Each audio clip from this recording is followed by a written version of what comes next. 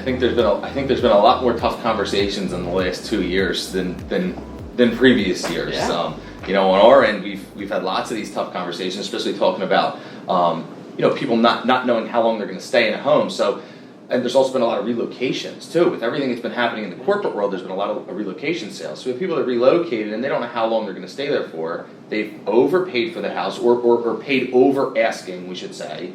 And then they want to renovate things like bathrooms, kitchens, add a screen porch, something like that. And when we start to look at the value of the home, what they paid, what they want to put into it, and how long they may stay there for, you know, that's a tough conversation for us now. Like, hey, listen, I mean, just now, so do you pull Jackie in on those conversations to help that homeowner say, listen, you're overpricing your home? Often we do, yeah. We'll pull Jackie in. We also have her do comps in the area. You know, if somebody just bought a home and they don't really know what it's worth, and we'll have Jackie pull comps and say, listen, if we do your kitchen, you'll get that money back. If we put a deck on the back of the house, you're probably not going to get that back, right? But we can lead them in that direction. If we add square footage, generally, that's a good investment. That's a sound investment for a home.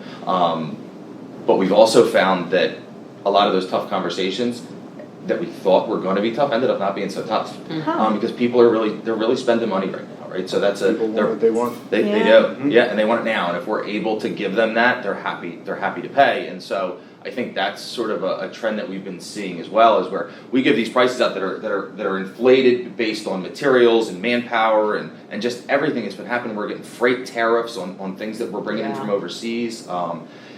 And people are still just willing and happy to pay that most often, I should say. Right. And So even the it's people that interesting. aren't going to put the sweat equity into the home of living there for 10, 15, 20 years, for, you know, whatever the reasoning is, they're just okay with spending that money right now.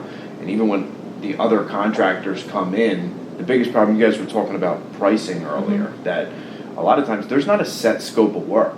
So the competition is there, but they're not. A lot of times, what the buyers, or I'm sorry, the buyers of the home aren't realizing is they're receiving 4 prices and they're not even close to apples, because there's not a set scope of work with a blueprint developed. A lot of times it's design build, so we're not actually developing the blueprint, finalizing the scope of work until after the contractor's chosen. So if you get 4 prices from 4 different contractors that are being based off of a walkthrough of a home and a buyer's wish, there's no specifications, there's no selections done. Yeah, that's interesting. I didn't know that. Yeah, so we're opting to try to err on the side of caution, right? And because I'd much rather go in and say this project's going to be $100,000 and it costs $90,000, rather than tell them it's going to be $100,000 and it costs $150,000. Yeah, that makes sense. But a lot of people take the other approach: go low, get in, make sure your I's are dotted, your T's are crossed, that you exclude everything possible, and then when you go there, you can just, you know.